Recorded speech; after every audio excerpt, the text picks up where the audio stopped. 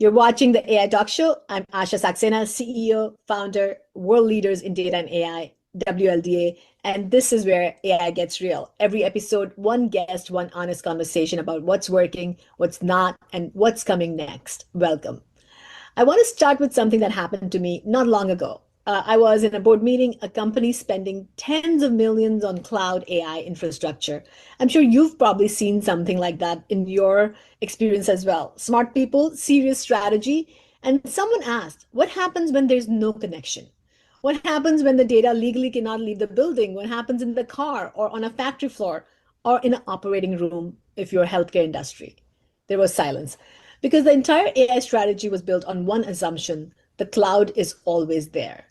That moment is part of why I wanted Vinesh on this show. He spent over 2 decades building at the edge before most of us knew that's what it was called. He worked on the very first iPhone camera with Steve Jobs at Apple. He runs AI programs at NASA and Intel. This year at MWC Barcelona, his team presented something called Personal Memory and Retrieval, AI that lives on your device, learns your context, acts on your behalf without ever phoning home. He's the head of AI at Qualcomm, Dr. Vinesh Sukumar. Welcome to the AI Talk Show. Thank you, Asha, for having me. It's a pleasure talking to you and your audience. Vinesh, I hear a version of that board meeting story I told you or told the audience constantly. Leaders who build their entire AI strategy on cloud infrastructure and never asked what happens at the boundary.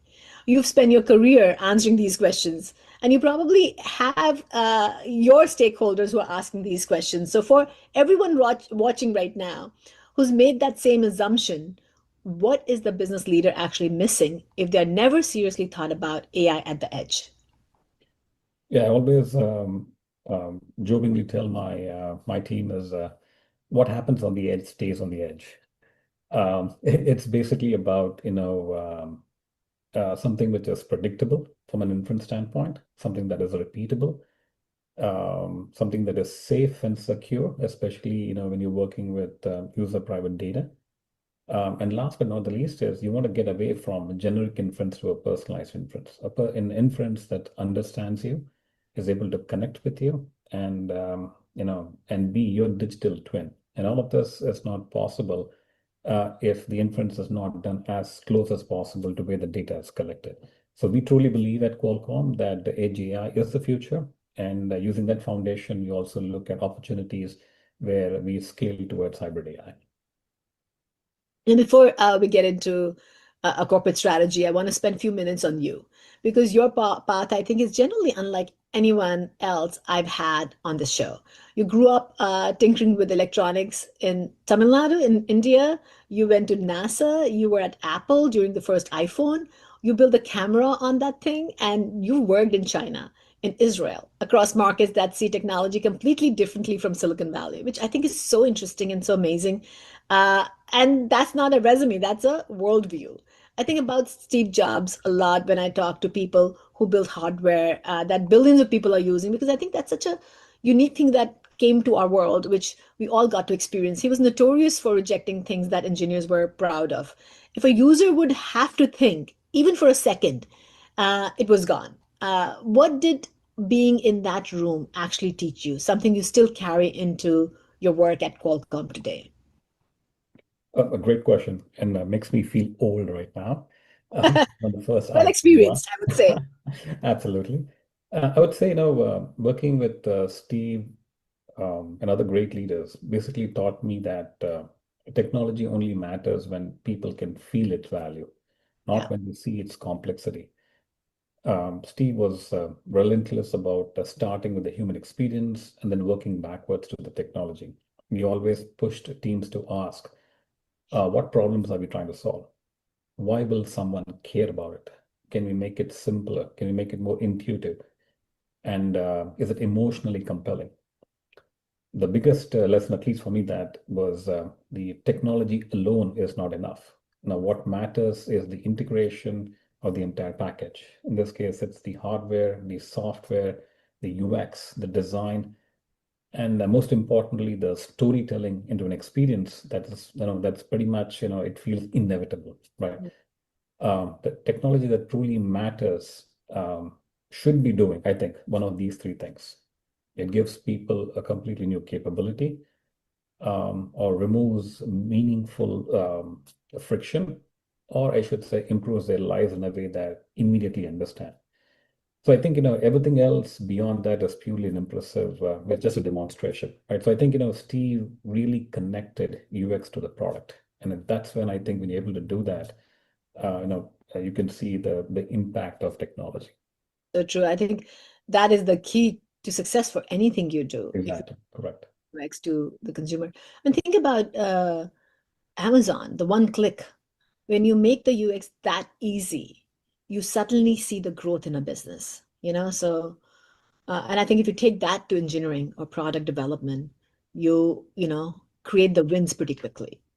Yeah, even recollect, I constantly watch a lot of talk shows and leaders who kind of present their experience.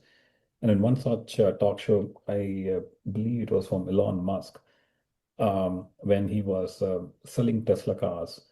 And in those days, when Tesla was about to be launched, most of the traditional car manufacturers, if you want to buy stuff online, I believe you had to go through like 65 steps to before you go purchase a car. And I think Elon was suggesting the fact as he opened up his phone and say, how long does it take to order a pizza? It was like 9 or 10 steps. So I said, no, we should kind of come to a fact that we got to reduce from 65 steps to something less than 10. And whoa, now you have an experience which is completely different. It was hard, it was difficult, but you go, challenge the status quo and you get towards that, that model of enablement. It Right. takes time, but that's how you go win. That's incredible. What a great life lesson, if you start studying these Right. leaders who are actually being successful, and there is some kind of a similar pattern, That is great. to apply in your own life. I want to talk a little bit about your global experience. You've built across cultures that have very different relationship with technology. If you think about China, Israel, India, and US, I've noticed something about people you've done that they stop treating AI like a feature and start treating it like infrastructure. Something that has to work differently in different contexts. Did working across these markets or the different cultures change how you think about AI and what actually AI can do for us? I think so in many ways. For me, in my early experience working in China, it actually taught me that the technology innovation, at least in China, was all about speed, scale, and customer feedback. And it, in some form or shape, can be more powerful, from a form of innovation standpoint because it's very quick. Chinese companies often move quickly from concept to deployment. They learn from real world use case and improve the product continuously. And in some the focus Form has or always not shape been can be more always about powerful. inventing every component from scratch. It is on integrating technologies effectively, focusing on reducing cost, and making the experience, I would say, accessible to millions of users. Mm. Another lesson, at least I personally learned, was value about ecosystem integration. The hardware, the software, the payments, the logistics, the commerce, and services all was designed together rather than as separate products.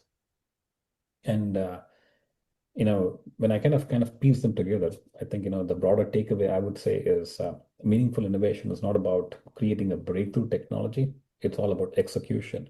How quickly can you deploy it? How affordable can you make it? And how rapidly you can adapt to what people are actually looking for. If you're able to answer that question, I think you're doing fantastic. And you can see some of the great work that happens in China is all because of these fundamental principles, I think, which is even valid today. Mm.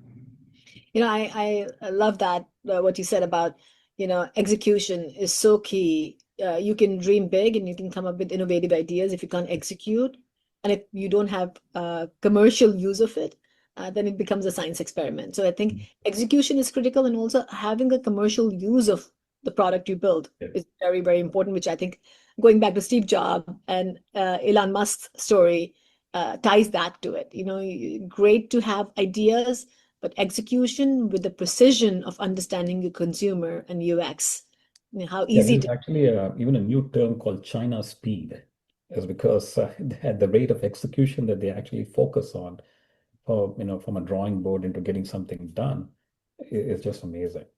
You know, I meet a lot of leaders and they will say, hey, you need to go to China now and Yeah. see how, you know, they have transformed their whole country with AI. I mean, it's incredible what I hear about it. So on my wish list, hopefully soon.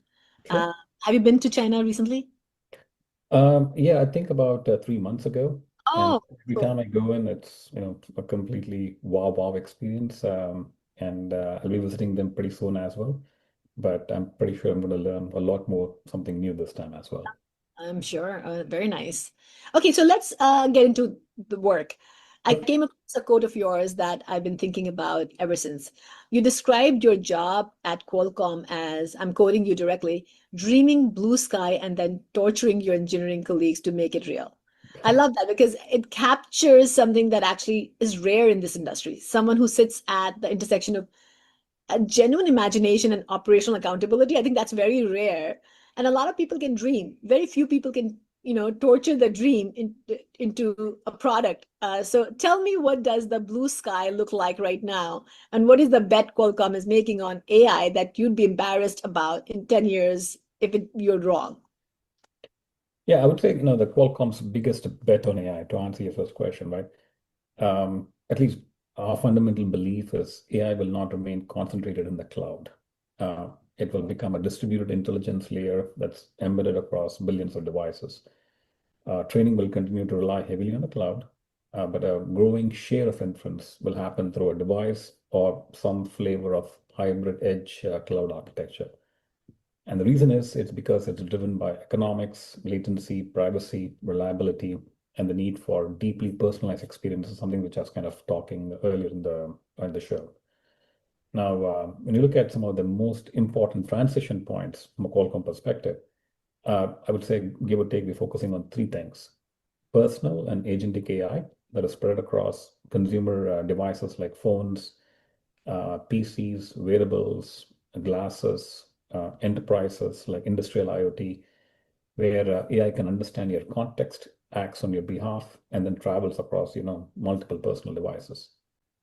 Then you have AI-defined vehicles and industries where it's all about heterogeneity, where the general purpose compute machines like CPU, GPU, domain-specific engines like NPU can enable real-time perception, reasoning, and control, which is very critical, especially for autonomous systems.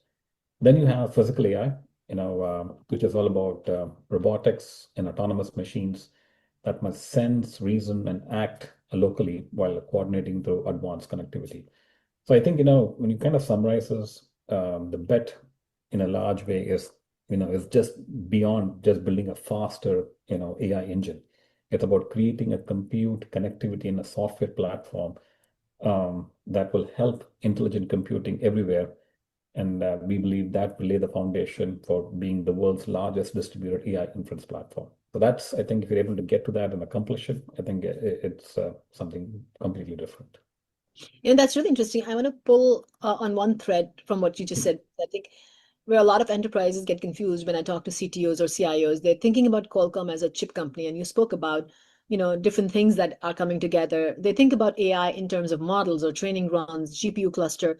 They don't naturally think into inference. Hmm. They don't think about where the decision actually gets made. And you've been very deliberate about saying Qualcomm is all in on inference, not training. Help me understand what the distinction unlocks from the enterprise leader who's never thought about it that way. Yeah, great question. So the way I kind of go with the assumption of if I'm working with kids or my colleagues, right, this is how I kind of explain things. Training is how an AI model learns. It processes large data sets, it calculates errors, and repeatedly updates these billions of parameters. It's a very compute intensive, power hungry, and typically done, I would say, in large data centers. Now, inference is all about how the trained model is actually used. It takes a new input. The input could be a text, image, voice, sensor data, or time series data, whatever that might be, and then produces a response, a prediction, or takes an action. Now, inference can run on the cloud. It could be on-prem or could be directly on device. So to kind of, simplify it further, I would say, training is education and inference is applying what was learned, right? So that's how I would probably put it. Got it. I want to talk about MWC Barcelona. This year, your team presented something that stopped me when I was reading about it. You called it personal memory and retrieval. The idea that an AI agent on your device maintains persistent contextual memory, it captures what you read, what you decide, and how you work. And over time, it begins to act on your behalf based on the understanding of you. I've been in AI long enough to know the gap between a demo and a deployment could be big. I've seen a lot of things that look like the future is in controlled environment and then quietly disappears 18 months later. So honestly, how far along is this actually? So when you look at in the context of agentic AI, right, I would say we are making definitely a lot of progress in terms of deployment. Agentic AI, in my humble opinion, needs to be repeatable. It needs to be personalized, and it needs to be explainable in many instances. So when you look at some of the foundational blocks, can these agentic systems, can they understand or create a personal memory management graph, which is all about understanding screens, the voice, the documents, and it's able to retrieve personal information, that it's able to do it. Right. Now, the question has always been, is that personal knowledge graph that you have created, can that be sent to applications in a most reliable way, right? So the component of security, the component of privacy, so that needs to be figured out. Why? Because there are applications coming from OS, there are applications coming from the OEMs, there are applications coming from third parties. And not everybody trusts at this point of time that user data can be freely shared across multiple applications. So we have some work to do in that space. The next thing is, when you look at harness, right? The harness is all about what actions need to be done on the edge, what actions needs to be done on the cloud. To a large extent, these harness, or what we call as intelligent routers, is very statically defined, which means depending upon the context of the prompt or depending on what the user is looking for, a certain action is predefined. So by definition, you can run a few things. Hey, compose an email, send, give me a summary of this document. You're able to do it on device.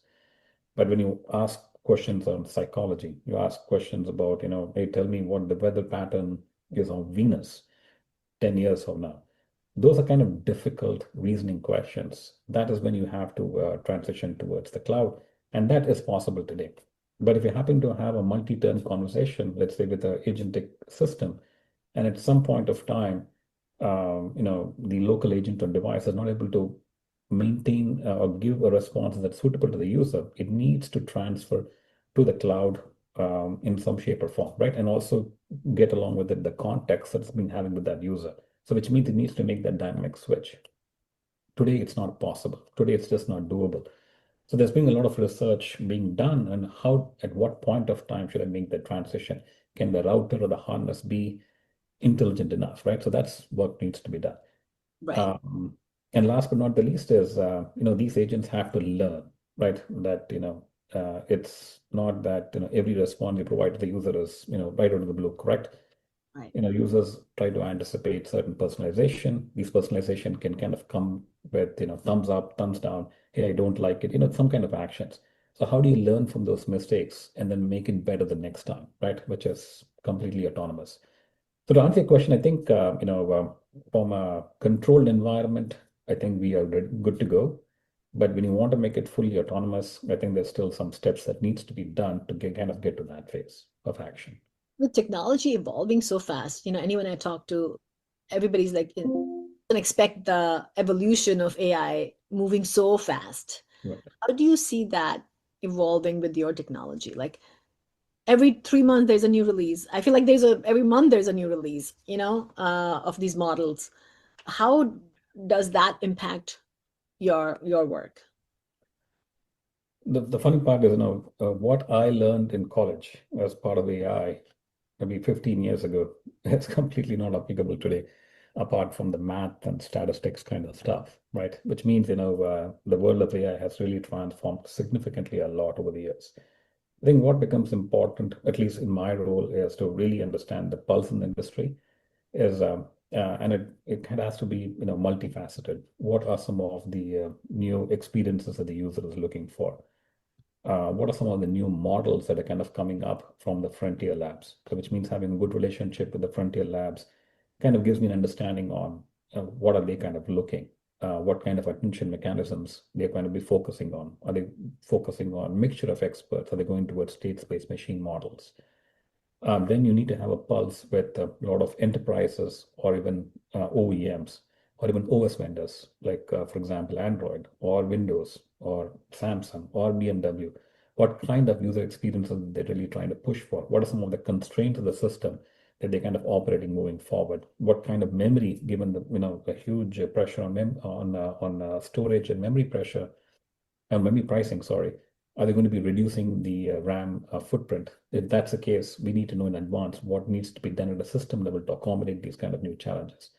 So I think, if you happen to have a good pulse, then to a large extent, I think then you put a lot more focus on systems and on the architecture, because this is a long pole, really getting things done. And we want to look at scale. That's where software kind of comes into play. When you work with developers, they provide a lot of input on ease of use. Do you happen to have a day zero model onboarding support? What kind of operators, what kind of libraries, what kind of runtimes is available? And that's a good piece of information that puts me to drive the team to kind of stay focused on that to really drive, out of box a good experience. So I think, we need to have a pulse on a lot of things. But if you happen to have that, I think then you have a pretty good blue sky, I would suppose, to torture my engineering and system colleagues. That's true. I think it's a work in progress and it's a journey. It's a Uh, journey, exactly. let me bring this closer to the ground because this is where I spend a lot of my time. I advise enterprise leaders on AI strategy, governance. I'm in boardrooms, I'm in strategy session, I'm in the room where the decision gets made.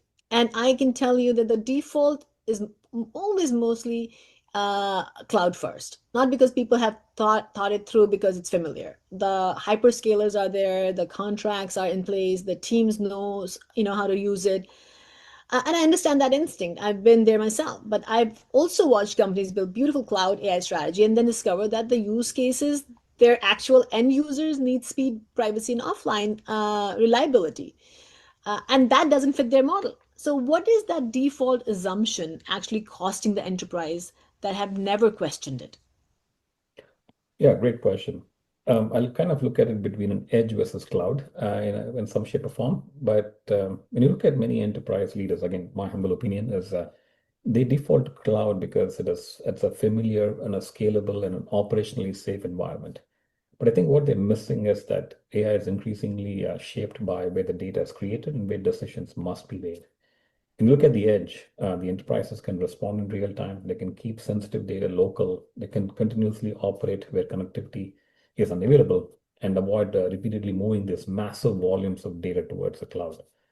And at the same time, the ability to personalize experiences becomes quite challenging without compromising privacy.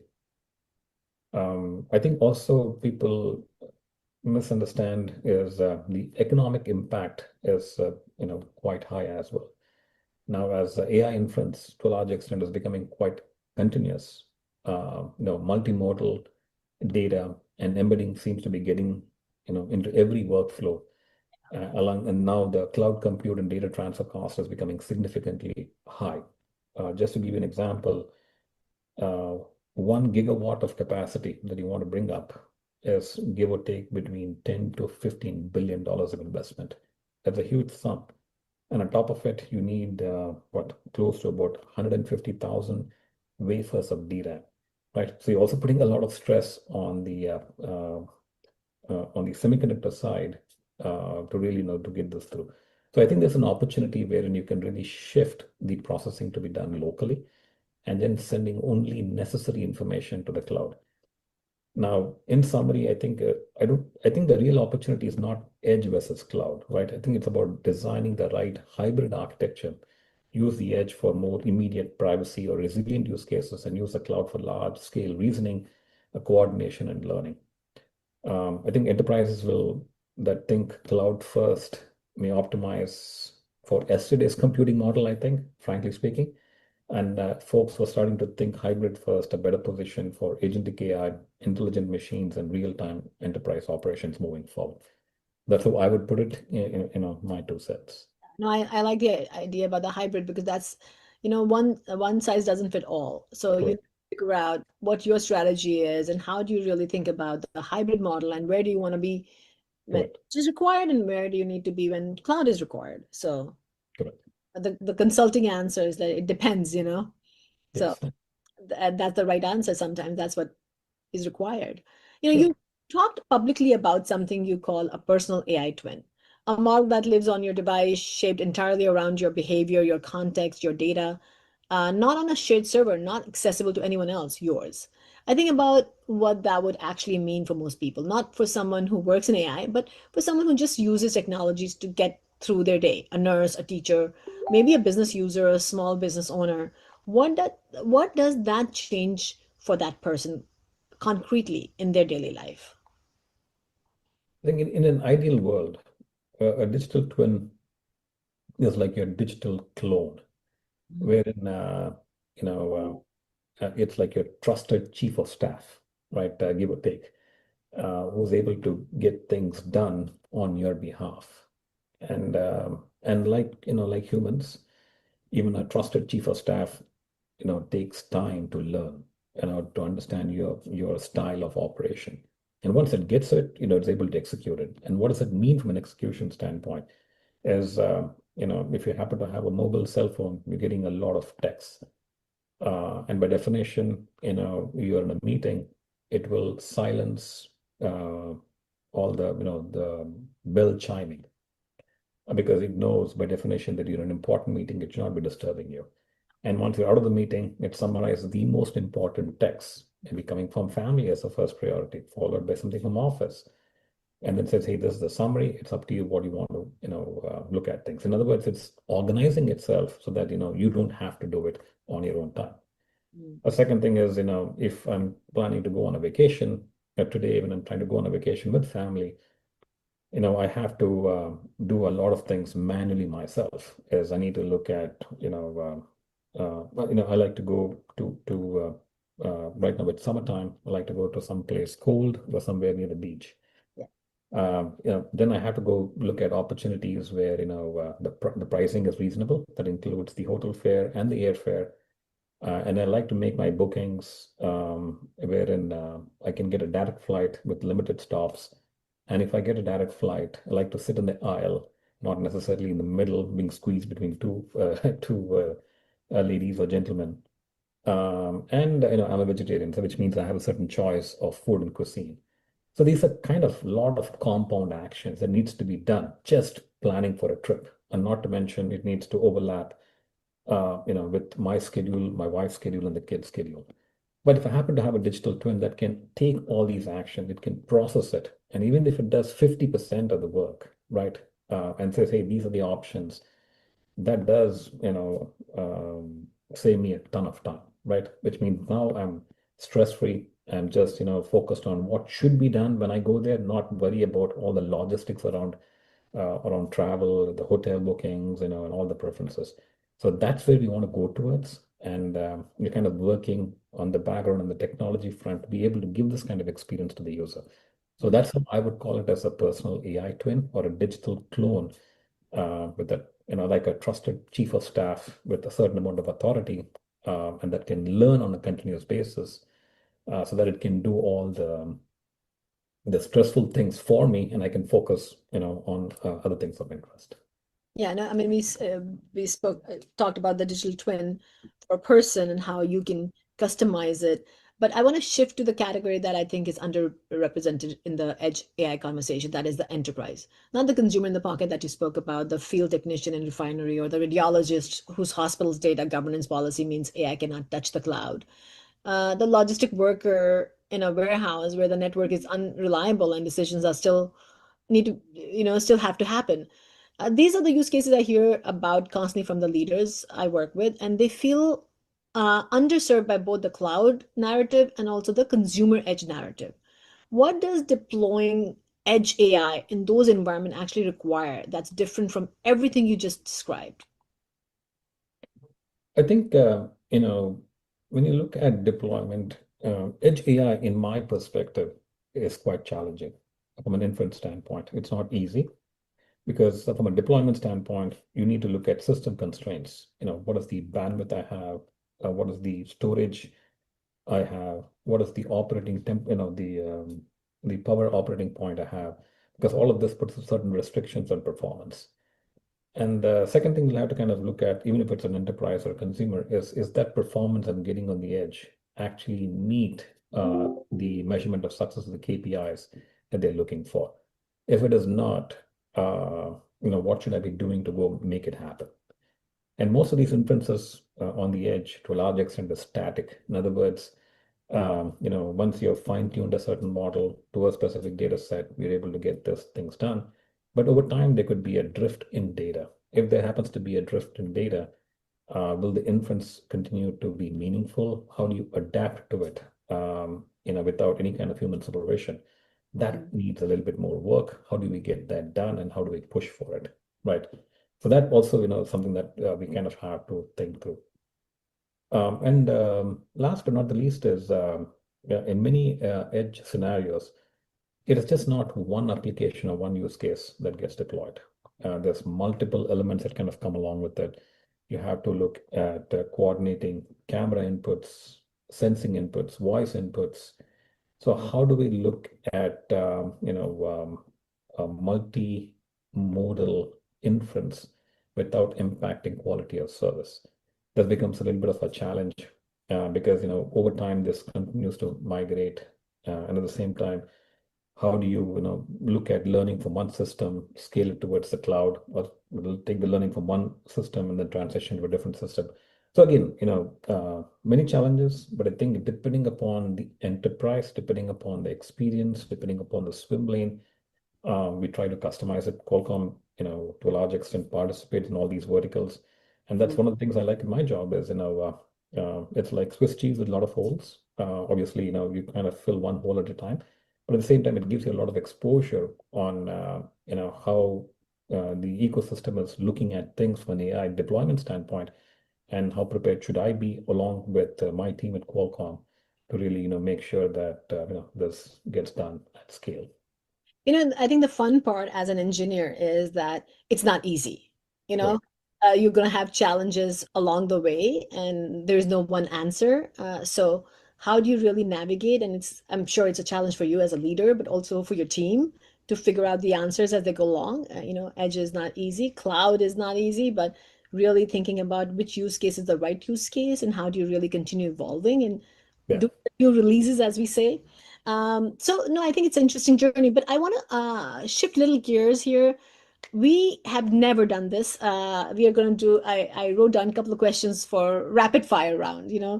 I've seen it happen and I thought it'd be really fun for us to kind of see what your answers would be. So uh, just rapid fire, short answers, no commitment here. Just trust your instinct.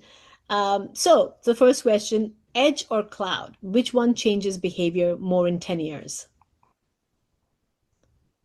Edge. And why? That's because uh, Edge is going to be transitioning towards hybrid, in my strong belief. It's not going to be just purely Edge. Got it. The application that finally makes on-device AI click for a mainstream audience.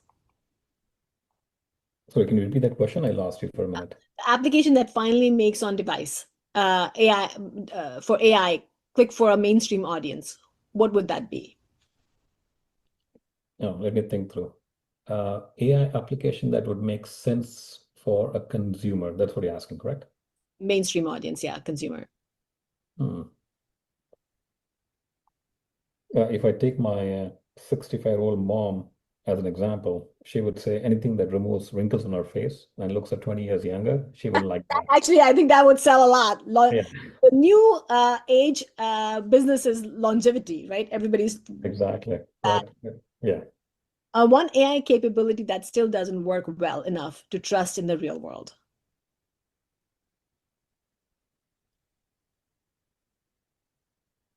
I think today AI lacks common sense. Yeah. It's been trained on a data set, and it just gives you an inference independent of if the user is a 3-year-old child or a 90-year-old nanny, right? So I think we still have to make sure that these AI applications are a lot more dynamic in nature. So I think some work to do there.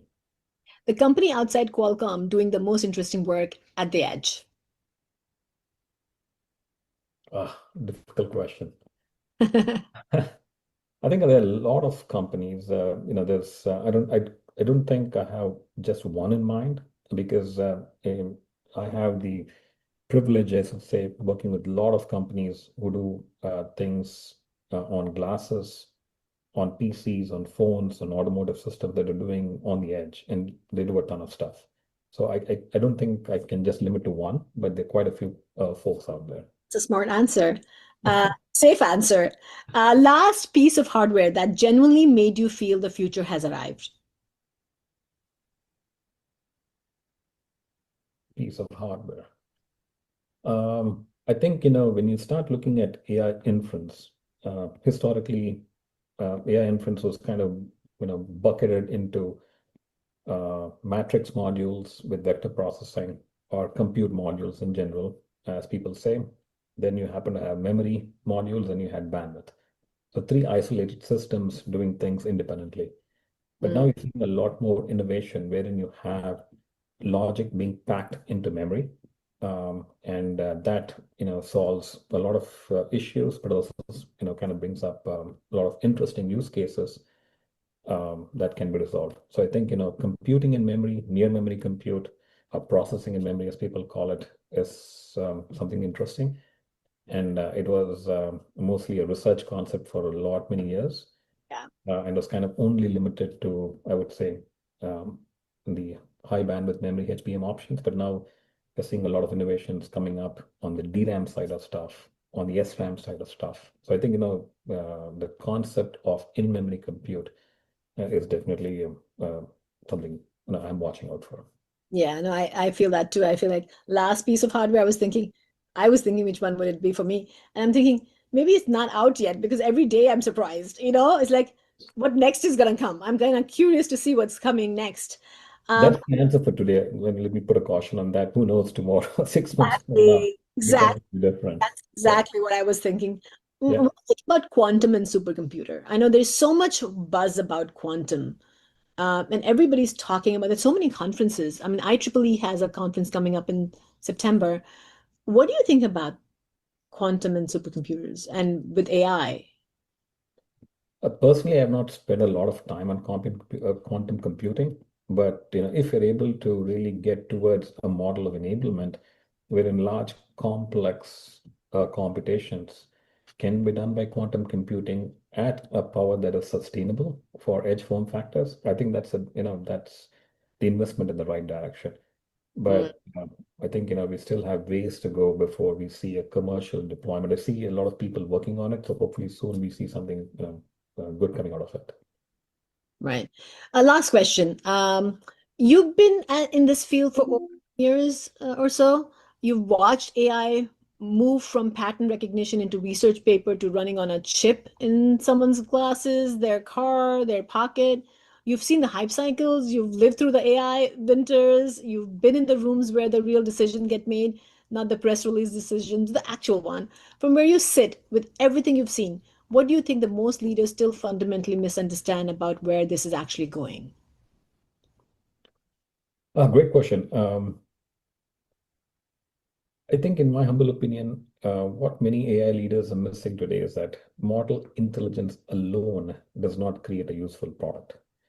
I think the real challenge is all about integrating models with memory, with the necessary tools, the security, the real world workflows, and making sure we have customized hardware to be able to drive those KPIs. I think there's a lot of attention is still being placed on benchmark scores, the model sizes, while reliability, cost, latency, privacy, and user trust seems to be receiving very less attention. I think the winners will not simply have the best model. I think it's all about the best AI system, a system that understands context, is able to operate efficiently across edge and cloud, and consistently is able to deliver, to what people are looking for, and it creates value for them. So if you look at it as systemic challenge, I think you got it. But if you're limited to specifically focusing on models, then we have ways to go. I agree with you completely. And I think such a great answer because I do believe that, it's not about the models and technology. It's about really what you're building, for your consumer, for your stakeholders, and is it a complete solution? And are you really thinking about it from their point of view? So Right. it's when they say it in business term, you would say that, do you understand the business problem really? I speak around the world and people will ask me, what is the next skill or the thing that our kids should be learning? And I always say it's curiosity and learning what problem they need to solve. Really, you need to teach the kids now is that, do you understand what the problem is around? Because you have tools and technology and you're going to learn the skills in the school, but do you know what are you using it for? Correct. You have all the tools, but if you don't know what you use it for and what problem you're solving, and are you solving an interesting problem? And that's really going to make you stand out. Yeah. Vinesh, this has been exactly the kind of conversation I built the show for. Thank you for being specific. Thank you for being honest. I just want to tell you that all that you shared with us, and we could probably spend more time talking about technology and how it's impacting our world. But this is what I think the audience comes here for, is to listen to the stories and learn from the speakers. So thank you so much for coming to the show. This is a wrap, one conversation, one step closer to getting AI right. I'm Asha Saxena from World Leaders in Data and AI, where we bring senior leaders together uh, to have interesting conversation, real conversation. See you next time in next episode. Thank you, Vinesh. Thank you, Asha, for the opportunity.